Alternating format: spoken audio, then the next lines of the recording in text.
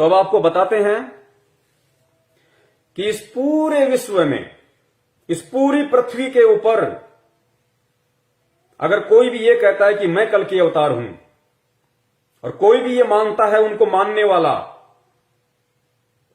कि हमारा गुरु, हमारा सतगुरु, हमारा शंकराचार्य, हमारा महंत कल्कि है, जिन लोगों ने कल्कि के नाम से धंधे शुरू कर रखे हैं, किसी के भी मस्तिष्क पे जो धार्मिक नेता है, धार्मिक, क्योंकि यहां पे स्पिरिचुअलिटी की बात हो रही है, यहां पे उस सायरन की बात हो रही है, जो हिंदू धार्मिक नेता होगा,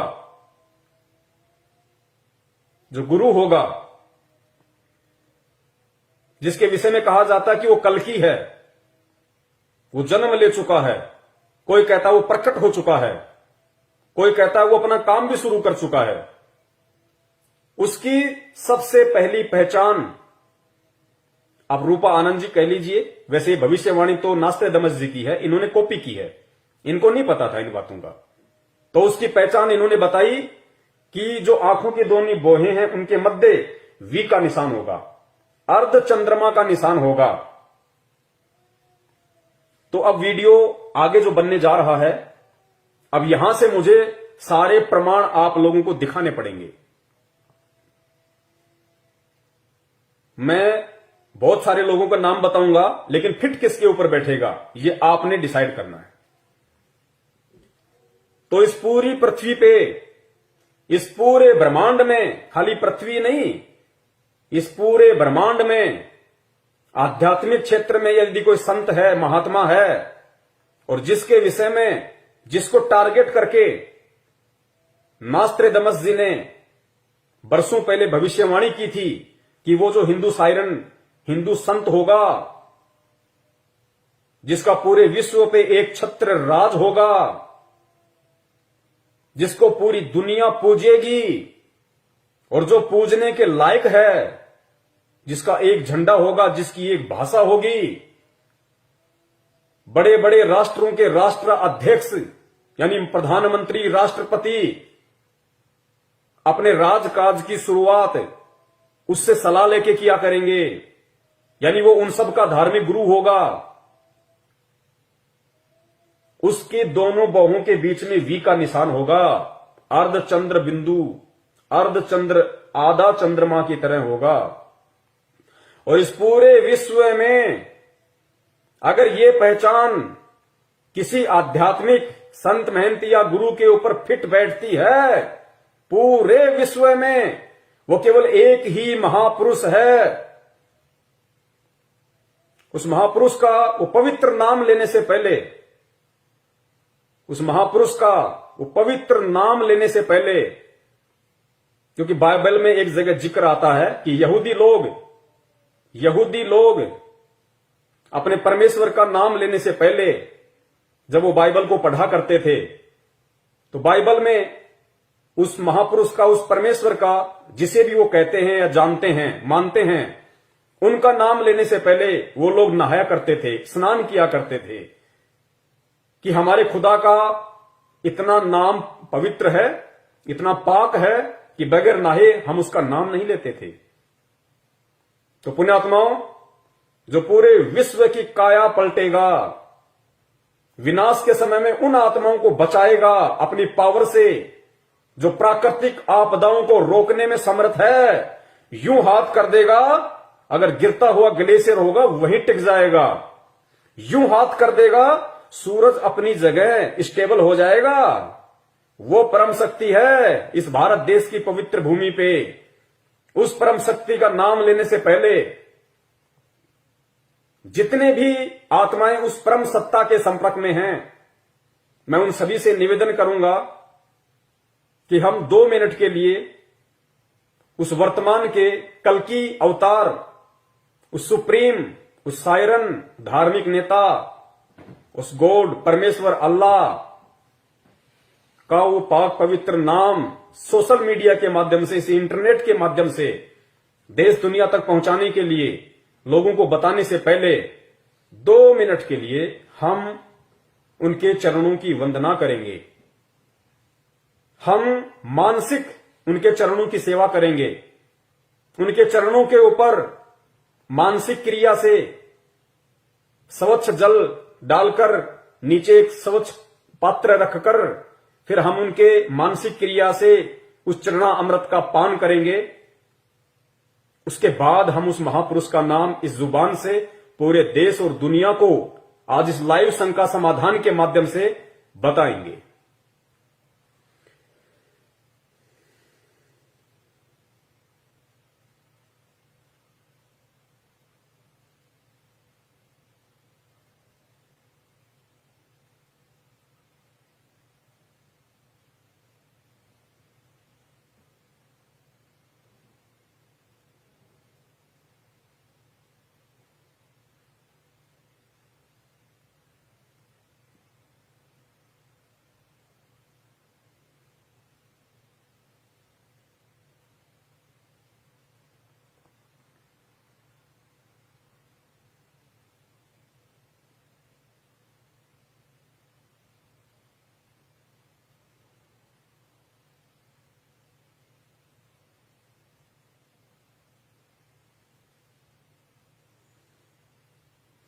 जय जगत गुरु, जय भारत।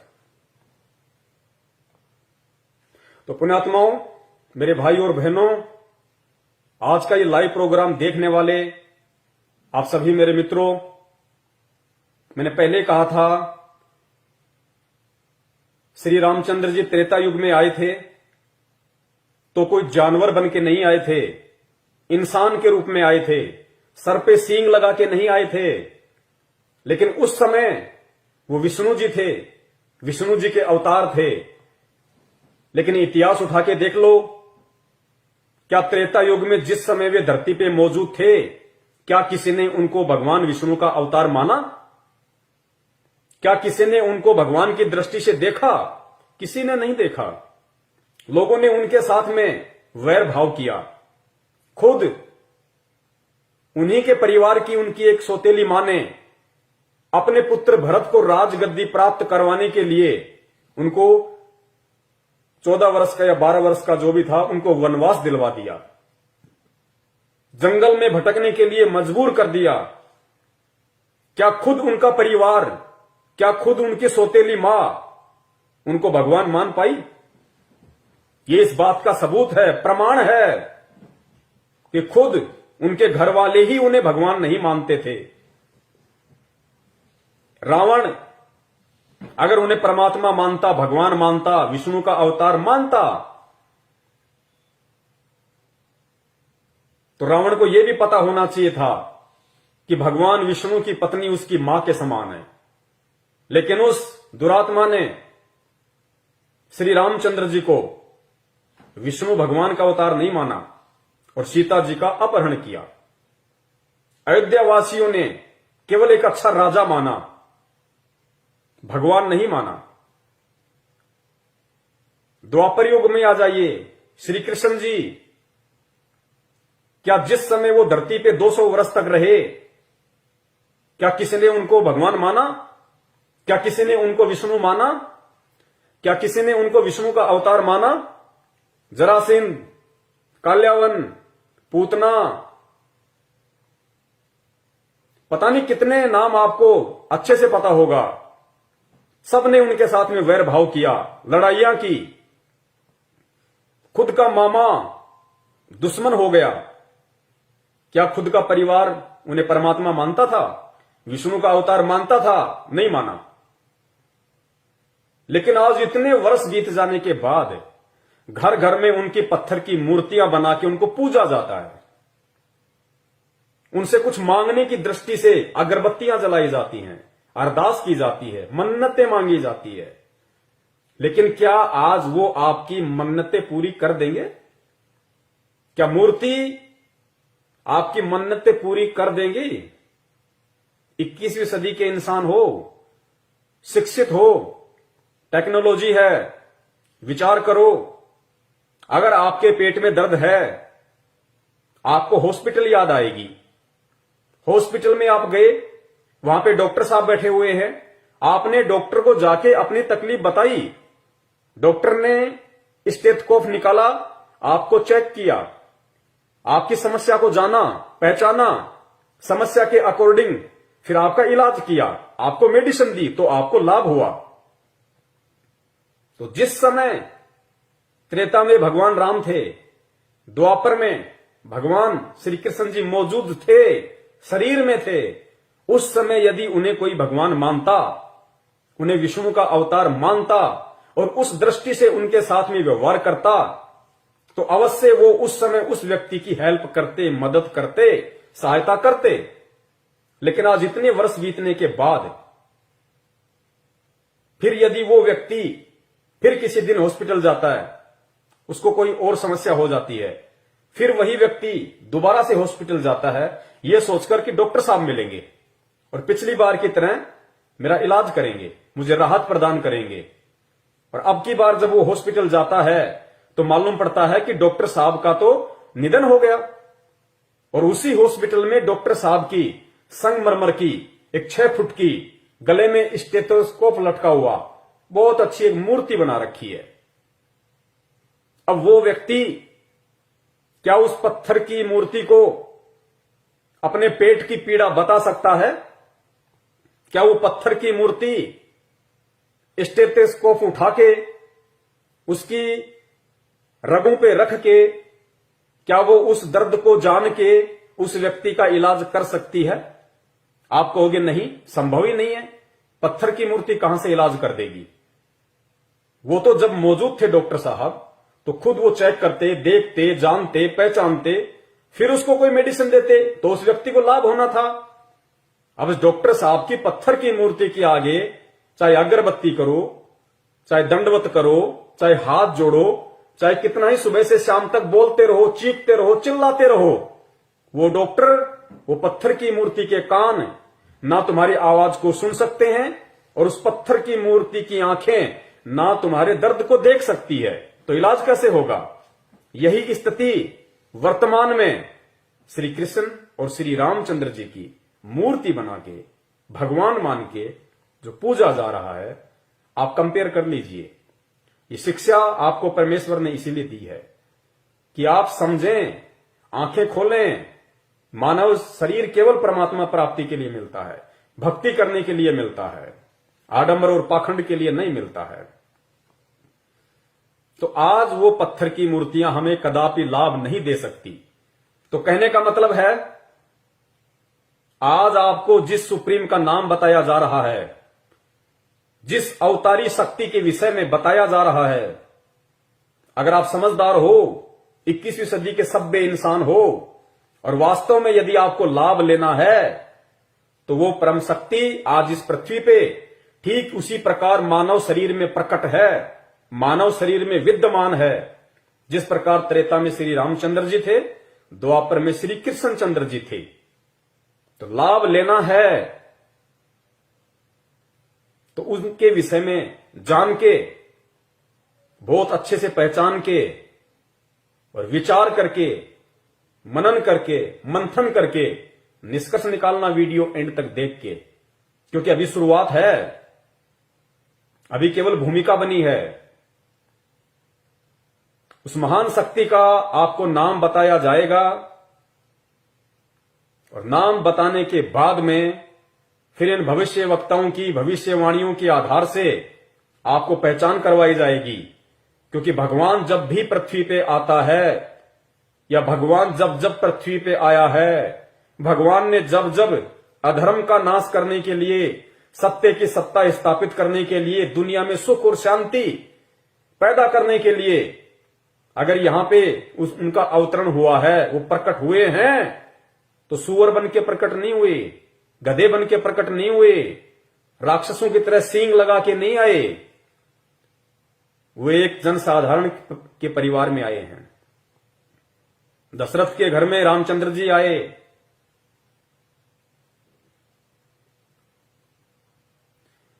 और द्वापर युग में नंद जी के घर पे श्री कृष्ण जी आए। इसी प्रकार वो परम शक्ति जैसी लीला विष्णु अवतार उन महापुरुषों ने की, वैसी ही लीला एक जन साधारण की तरह वो परम शक्ति जो ब्रह्मा विष्णु महेश से असंख्यों गुना ज्यादा पावरफुल है, वो आज इस पृथ्वी पे मौजूद है, जिसका गुणगान चारों वेद करते हैं। गीता जी जिसकी महिमा का गुणगान करती है, वो महापुरुष आज इस पृथ्वी पे प्रकट है, जिसे इन भविष्य वक्ताओं ने कल्कि का नाम दिया है, वर्तमान समय वाले कल्कि का नाम, कि वो आ चुका है, अपना काम शुरू कर चुका है। और प्रथम पहचान के रूप में रूपा आनंद जी ने नास्त्रेदमस की भविष्यवाणी का हवाला देते हुए और उत्तराखंड के सभी साधु संतों की मीटिंग के बाद में जो पहचान बताई गई कि वो जो कल्कि होगा, जो महापुरुष होगा, जो अवतारी शक्ति होगी, जिसके बराबर कोई भी समर्थ नहीं होगा, उसके मस्तिष्क पे अर्धचंद्र का निशान होगा, वी का निशान होगा। तो वो परम शक्ति, वो महापुरुष, वो साइरन द ग्रेट, वो नास्त्रेदमस का हिंदू नेता, वो ब्रह्मा विष्णु महेश दुर्गा और काल का पालक, जो उनका भी पेट भर रहा है, और जो आज एक सामान्य व्यक्ति की भूमिका में इस भारत देश की पवित्र भूमि पे प्रकट है, उनके चरण कमल इस पृथ्वी को स्पर्श कर रहे हैं। वो परम शक्ति गांव धनाना, जिला सोनीपत, हरियाणा, और उस परम शक्ति का नाम है परम पूज्य परम पिता परमेश्वर, सारी सृष्टि के रचनहार, कुल मालिक कबीर साहेब सतगुरु रामपाल जी महाराज। बंदी छोड़ सतगुरु रामपाल जी महाराज की जय हो। ये है वो परम शक्ति, वो अखिल ब्रह्मांड का स्वामी, वो जगत गुरु, वो नारायण, जिसकी कथाएं भगवान विष्णु को केंद्रित करके सुनी और सुनाई जाती हैं, जिसकी महिमा का गुणगान हिंदू धर्म के चारों पवित्र वेद करते हैं, मुसलमान भाइयों की कुरान शरीफ करती है, सिखों का गुरु ग्रंथ करता है। वो महापुरुष, वो परम शक्ति, वो परम सत्ता, वो साइरन द ग्रेट, वो भविष्यवाणियों में भविष्य वक्ताओं का कल्कि, वो सुप्रीम पावर, वो सुप्रीम गॉड, जिसे राम कह लीजिए, खुदा कह लीजिए, अल्लाह कह लीजिए, वाहि गुरु कह लीजिए, वो परम सत्ता परम पूज्य सतगुरु रामपाल जी महाराज जी हैं। अब आगे आपको एक एक पॉइंट के आधार पे, इन भविष्य वक्ताओं की भविष्यवाणियों के पॉइंट के आधार पे साबित किया जाएगा, क्योंकि कहते हैं कि हाथ कंगन को आरसी क्या और पढ़े लिखे को फारसी क्या। ये मैं नहीं कहूंगा, आप ही के भविष्य वक्ता, जिनको आप लोगों ने सुप्रीम बना रखा है, जिनके यूट्यूब पे वीडियो चलते हैं, जिन्होंने भविष्यवाणियां कर रखी हैं, और इन्हीं भविष्य वक्ताओं ने जो पहचान उस कल्कि को लेके की है, उस सुप्रीम को लेके की है, कि वो प्रकट हो चुका है। एक एक पॉइंट, एक एक बात सोने की तरह परम पूज्य सतगुरु रामपाल जी महाराज जी के ऊपर सोने की तरह खरी उतरेगी, खरी, सह सबूत, प्रमाणित। और सबूत देखकर भी अगर कोई दुरात्मा सत्य को स्वीकार नहीं करती है, तो विनाश के समय में उसकी सुरक्षा, उसकी रक्षा इस ब्रह्मांड में कोई नहीं कर सकेगा। क्योंकि अगर एकमात्र रक्षक, संरक्षक इस पृथ्वी पे यदि मानव जाति का कोई होगा, केवल परम पूज्य सतगुरु रामपाल जी महाराज जी होंगे, जो स्वयं साक्षात पूर्ण ब्रह्म परमेश्वर कबीर साहिब जी हैं। स्वयं कबीर परमेश्वर हैं। भगवान आएगा, सींग लगा के नहीं आएगा। और गीता जी में कहा गया है कि अर्जुन, अगर तुझे पूर्ण संत की, तत्वदर्शी संत की पहचान करनी है, अपना आत्म कल्याण, अपना उद्धार करवाना है, तो उसकी पहचान सिर्फ ज्ञान से होगी, बाह्य आडंबरों से पहचान नहीं होगी। जटा रखवाली, किसी ने बिल्कुल खोपड़ी बिल्कुल सपाचट करवा रखी है, किसी ने मूछें करवा रखी है, किसी ने दाढ़ी करा रखी है, गले में बड़ी बड़ी मालाएं पहन रखी हैं, कानों में बड़े बड़े कुंडल पहन रखे हैं, या कोई नंगा फिरता है, कोई आधे कपड़े पहन के फिरता है, ये पहचान परम संत की नहीं होती। उस परम संत की, जो स्वयं पूर्ण परमात्मा कबीर साहिब जी होते हैं, उनकी पहचान सिर्फ और सिर्फ ज्ञान से होगी। कौन से ज्ञान से? जो पवित्र गीता जी में वर्णित है, जो पवित्र चारों वेदों में वर्णित है, जो पवित्र मुसलमान धर्म की कुरान शरीफ में वर्णित है, जो पवित्र गुरु ग्रंथ साहिब जो सिखों का है उसमें वर्णित है। बाइबल में जिसकी पहचान है, केवल वही एकमात्र परम सत्ता, परम शक्ति, सुप्रीम सायरन, कल्कि, उनको कुछ भी कह लीजिए, क्योंकि सारी उपमाएं केवल उस परम पिता परमेश्वर के लिए हैं, जो परम पूज्य सतगुरु रामपाल जी महाराज जी के रूप में धरती पे प्रकट हैं। तो वो जो अर्धचंद्र की जो बात कही गई है, वी फॉर विक्ट्री की जो बात कही गई है, इस पूरे ब्रह्मांड में आध्यात्मिक क्षेत्र से जुड़ा हुआ यदि कोई संत, महात्मा, पीर, पैगंबर, कुतुब, ओलिया, काजी, मुल्ला, पंडित, शंकराचार्य, संत, महंत, पादरी, पोप, अगर कोई है इस दुनिया में जिसके मस्तिष्क पे, जिसकी बाहों के मध्य अगर अर्धचंद्र का साइन है, वी का निशान है, केवल वो महापुरुष परम पूज्य सतगुरु रामपाल जी महाराज जी हैं। अपनी आंखों का चश्मा उतार के अच्छे से उनकी फोटो को जूम करके और आंखों से पहले अपने दिल और दिमाग को साफ करके देखना, स्पष्ट दिखाई देगा। प्रमाण आपको दे देते हैं। हालांकि मैं फोटो दिखाऊंगा, आपको साफ दिखाई नहीं देगी। इंटरनेट से देख लेना, यूट्यूब पे देख लेना, गूगल पे देख लेना। लाखों की संख्या में परमपिता परमेश्वर जी के, संत रामपाल जी महाराज जी रूप वाले, स्वरूप वाले इस बॉडी की, इस चेहरे की फोटोएं डली हुई है। आंखों से पहले दिल और दिमाग को साफ करना मत भूलना। स्पष्ट दर्शन देगा परमेश्वर, स्पष्ट दिखाई देगा। सुनिए, परमपिता परमेश्वर सतगुरु रामपाल जी महाराज जी ने अपने सत्संगों में बहुत समय पहले ही इस बात का जिक्र कर दिया था। अपने बच्चों को दृढ़ता देने के लिए, अपनी पहचान करवाने के लिए नास्त्रेदमस की इसी भविष्यवाणी को पढ़ा के, जिक्र करके सुन लीजिए। 1999 में ये क्या बोला गया है कि एक ऐसे व्यक्ति ने जन्म लिया है जिसकी अकेले ही उत्पादित शक्ति किसी भी शक्ति संपन्न राष्ट्र के बराबर होगी। वह एक भाषा, एक संस्कृति, एक धर्म की आचार संहिता सर्जन करेगा। यहां देखिएगा 43 पृष्ठ पे यहां लिखा है कि दिव्य देहधारी पुरुष ने जन्म लिया है। वे सबके मन में प्रसन्नता भरेंगे, दुनिया भर के कष्ट दूर करेंगे। अन्यायी और अत्याचारियों को भी वह ठीक करेंगे। रात्रि के प्रथम पहर में जब मैं प्रगाढ़ निद्रा में होता हूं तो स्वप्न में एक दिव्य पुरुष को देखता हूं, दिव्य व्यक्ति को।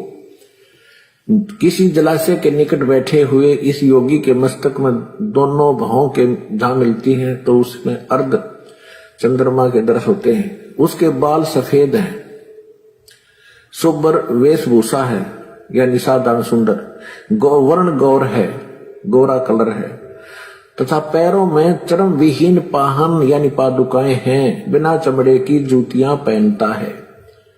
आज तो हमने पूरे अनुयायियों से कोई बैन लगा रखा है कि चमड़े की जूती तुमने पहननी है, नहीं मैं तो पैरूं था कितने।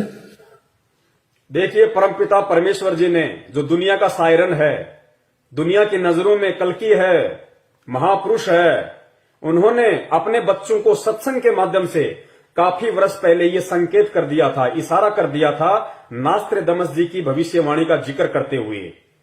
उन्होंने जो अर्धचंद्र की बात अपने सत्संग में बताई है, लेकिन खुल के नहीं बताया, क्योंकि अब वो ये नहीं कहेंगे कि बच्चों मेरे मस्तिष्क पे अर्धचंद्र का निशान है। समझदार को संकेत काफी होता है। आगे नास्त्रेदमस जी ने कहा कि वो जो हिंदू संत होगा, वो जो सायरन होगा, वो चर्म विहीन पादुकाएं पहनेगा। चर्म विहीन मतलब बिना चमड़े के चप्पल और जूते पहनेगा। इस पूरे विश्व में केवल एक परम पूज्य सतगुरु रामपाल जी महाराज जी ही वो परम संत हैं जिन्होंने अपने जीवन में कभी भी चमड़े की किसी भी वस्तु का प्रयोग नहीं किया, क्यों नहीं किया? क्योंकि चमड़े की वस्तुएं जानवर को मार के, क्योंकि आज वर्तमान में ये एक बहुत बड़ा बिजनेस बन चुका है चमड़े का, और चमड़े को लॉन्ग लाइफ देने के लिए, लंबी जीवन देने के लिए जानवरों को जीवित ही किस प्रकार तड़पा तड़पा के उनकी खाल उतारी जाती है, जीव हत्या की जाती है। इसलिए परम पूज्य सतगुरु रामपाल जी महाराज जी ने ना कभी खुद चमड़े से बनी किसी वस्तु का जीवन में प्रयोग किया, और जब से वो आध्यात्मिक क्षेत्र में आके उपदेश करने लगे हैं, उन्होंने अपने किसी भी भगत को, शिष्य को, अनुयायी को चमड़े के जूते पहनने के लिए नहीं कहा। स्पष्ट अपने सत्संगों में, अपनी मर्यादाओं में उन्होंने अंकित किया हुआ है कि हमने चमड़े से बनी किसी भी वस्तु का प्रयोग नहीं करना है। ये चमड़े की बात उन्होंने स्पष्ट रूप से कही, और साथ ही ये कहा कि मैं तो खुद अपने भक्तों को चमड़े के जूते, बेल्ट, परस या कोई भी वस्तु प्रयोग करने के लिए मना करता हूं, तो मैं तो पहनता ही कहां। ये इन्होंने स्पष्ट यहां पे बोल दिया। लेकिन वो माथे में जो चंद्र वाला निशान है वो नहीं कहेंगे सत्संग करते समय कि देखो बच्चों वो मेरे मस्तिष्क के ऊपर है। वो संकेत है, समझने वाले समझ गए होंगे, वरना समय आने पे तो खुलासा होना ही होना था, जिस प्रकार इंटरनेट के माध्यम से आज हो रहा है। तो ये है वो परम शक्ति, ये है वो परम सत्ता, जिनके ऊपर इस देश दुनिया के प्रसिद्ध हो या सुप्रसिद्ध हो, छोटा हो या बड़ा हो, नामी हो या गिरामी हो, कोई भी भविष्यवक्ता हो, उनकी भविष्यवाणी का प्रत्येक पॉइंट अगर इस विश्व में किसी संत महात्मा के ऊपर फिट बैठेगा तो केवल वो एक ही नाम है, परम पिता परमेश्वर सतगुरु रामपाल जी महाराज। ये दो भविष्यवाणियां जो रूपा आनंद ने जिक्र किया, मस्तिष्क के ऊपर अर्धचंद्र का निशान, वी फॉर विक्ट्री, केवल परम पूज्य सतगुरु रामपाल जी महाराज जी पे ही आपको ये निशानी मिलेगी। अन्य जितने भी संत महंत शंकराचार्यों के शिष्य भगत अगर ये प्रोग्राम देख रहे हो तो आप अपने गुरुदेव के मस्तिष्क पे कभी आपको उनसे मिलने का मौका मिले, आराम से चश्मा उतार के देख लेना, आपको ये साइन नहीं मिलेगा। केवल उसी पे मिलेगा जो पूर्ण ब्रह्म परमेश्वर है, साक्षात कबीर देव है। दूसरा, नास्त्रोदामस ने चमड़े का जिक्र किया, तो ये भी केवल सिर्फ और सिर्फ उसी परम संत के ऊपर खरा उतरेगा, क्योंकि भविष्यवाणी बहुत समय पहले हो चुकी थी और परमपिता परमेश्वर ने कभी भी चमड़े से बनी वस्तुओं का उपयोग नहीं किया। उल्टा अपने शिष्यों को भी प्रयोग करने से सीधा सीधा मना करते हैं कि अगर मेरी इन मर्यादाओं का कोई उल्लंघन करेगा उसे मेरा शिष्य कहलाने का कोई अधिकार नहीं है। स्पष्ट तौर पे वे मना करते हैं कि मुझे आश्रम में भीड़ इकट्ठा नहीं करनी है। आगे चलते हैं, आगे देखिए, रूपा आनंद ने संत जय गुरुदेव जी की जिस भविष्यवाणी का जिक्र किया था, देखिए जय गुरुदेव जी की भविष्यवाणी इस पूरे ब्रह्मांड में, इस पूरी पृथ्वी पे अगर किसी आध्यात्मिक क्षेत्र से जुड़े हुए संत महात्मा गुरु से मिलती है तो वो केवल एकमात्र परम पूज्य सतगुरु रामपाल जी महाराज जी हैं। 8 सितंबर 1971 को ये पूरी दुनिया जानती है, शाकाहारी बाल संघ जो पत्रिका है, आज से लगभग 50 वर्ष पहले जो छपने लगी थी, जय गुरुदेव पंथ के मेरे भाई बहन अच्छे से जानते होंगे इस बात को कि संत तुलसीदास जी ने शाकाहारी बाल संघ एक पत्रिका निकाली थी और उन्होंने जितनी भी भविष्यवाणियां की, वो भविष्यवाणियां उस समय उन पत्रिकाओं में लिखी जाती थी, उनका प्रचार प्रसार किया जाता था। और जय गुरुदेव जी की जो एक भविष्यवाणी है उसके विषय में आध्यात्मिक क्षेत्र से जुड़े हुआ लगभग प्रत्येक व्यक्ति परिचित है। 8 सितंबर 1971 को उन्होंने क्या भविष्यवाणी की थी? उन्होंने कहा था कि जिस अवतारी शक्ति के विषय में मैं बार बार जिक्र करता हूं, जिसके विषय में मैं हर बार कहता हूं कि विनाश का समय आने वाला है, घोर कलयुग आने वाला है, उस विनाश के समय में यदि कोई बचाव करेगा, रक्षा करेगा, केवल वो अवतारी महापुरुष है जिसका एक झंडा होगा, जिसकी एक भाषा होगी। एक झंडा और एक भाषा का मतलब क्या है? एक झंडे का मतलब है जिसका एक छत्र राज होगा और एक भाषा का मतलब पूरे विश्व में केवल उसी का एक ज्ञान होगा, जिसका एक झंडा और जिसकी एक भाषा होगी। पूरे विश्व में केवल उसी का राज होगा और पूरे विश्व में केवल उसी का एकमात्र ज्ञान होगा। उसको कहते हैं एक झंडा और एक भाषा। तो 8 सितंबर 1971 को जय गुरुदेव जी ने सार्वजनिक तौर पे सत्संग करते हुए कहा था कि आज वो महापुरुष जिसके विषय में मैं बार बार जिक्र करता हूं, जो देश दुनिया की काया पलट करके रख देगा, आज वो महापुरुष 8 सितंबर 1971 को पूरे 20 वर्ष का हो चुका है। पूरे 20 वर्ष का एग्जिट। और अगर अभी से उसका पता बता दूं तो लोग उसके पीछे पड़ जाएंगे। अभी ऊपर से आदेश पता बताने का नहीं हो रहा है। तो पुण्यात्माओं, इस पूरे विश्व में जितने भी लोग किसी न किसी संत महंत महात्मा शंकराचार्य से जुड़े हुए हैं, चाहे वो किसी भी धर्म के हों, आप अपने गुरुदेव की डेट ऑफ प्रकट, क्योंकि हम डेट ऑफ बर्थ का जिक्र नहीं करेंगे, क्योंकि डेट ऑफ बर्थ उसकी होती है जो जीव होता है, जो मां के गर्भ से जन्म लेता है। और मां के गर्भ से जन्म लेने वाला जीव संज्ञा में होता है, वो प्राणी होता है, आप और हमारी संज्ञा में होता है। वो देश का उद्धार नहीं कर सकता, वो देश का तारणहार नहीं हो सकता, वो देश का मुक्तिदाता नहीं हो सकता। परम पुरुष, महापुरुष केवल प्रकट होते हैं। लोगों को लगता है उन्होंने मां के गर्भ से जन्म लिया है, लेकिन वो जन्म नहीं लेते, क्योंकि परमेश्वर के गुणों में जन्म लेना नहीं है। ये वेद महिमा का गुणगान करते हैं, गीता इस महिमा का गुणगान करती है। परम पुरुष, महापुरुष, सायरन स्वयं वो कबीर परमेश्वर होता है। और वो कबीर परमेश्वर जब इस पृथ्वी पे प्रकट होता है किसी भी साधु संत के रूप में या जिंदा महात्मा के रूप में, केवल प्रकट होते हैं। तो संत रामपाल जी महाराज जी की आप लोगों की नजरों में, क्योंकि जब तक आपको ज्ञान नहीं है तब तक आप डेट ऑफ बर्थ ही बोलेंगे, और जिसे ज्ञान हो गया वो बोलेगा डेट ऑफ प्रकट। तो हमारी नजरों में डेट ऑफ प्रकट और आपकी नजरों में डेट ऑफ बर्थ उनकी 7 सितंबर 1951 है।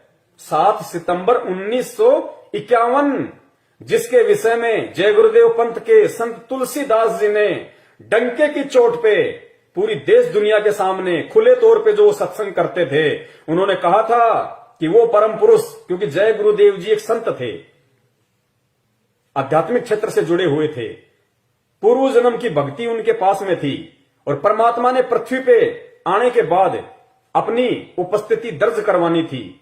ये भविष्यवाणियां करवा के, क्योंकि आगे चल के फिर ये भविष्यवाणियां कोई बताएगा, कोई समझाएगा कि किस महापुरुष पे फिट बैठ रही हैं। वो हाथी कौन है जिसके कपड़े लोगों ने पहले सीन के तैयार रख दिए, वो हाथी कौन है।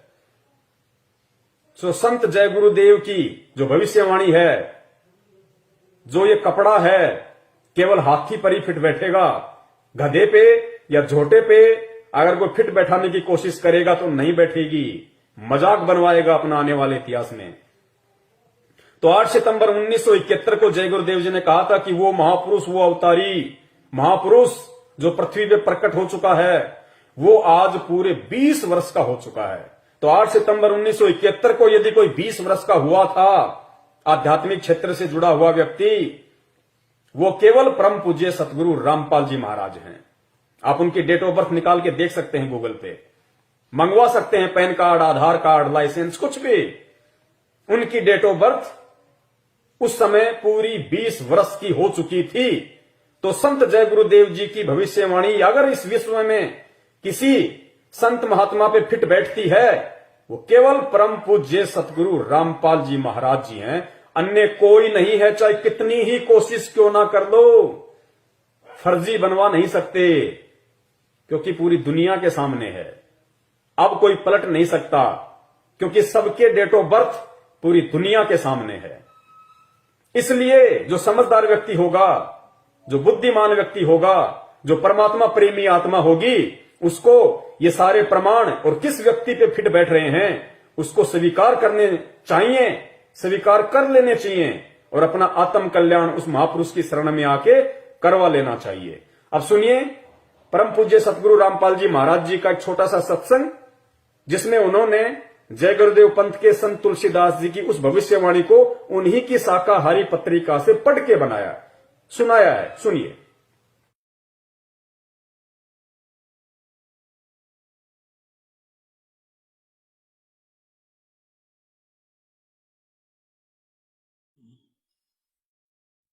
भाई सतगुरु तिलक अजप्पा माला युक्त जटा रखवावे। सतगुरु तिलक अजप्पा माला युक्त जटा रखवावे। जत को पीन सत का चोला भीतर बेख बनावे। जब कोई राम भगत गत पावे हो जी। जब कोई राम भगत गत पावे हो जी।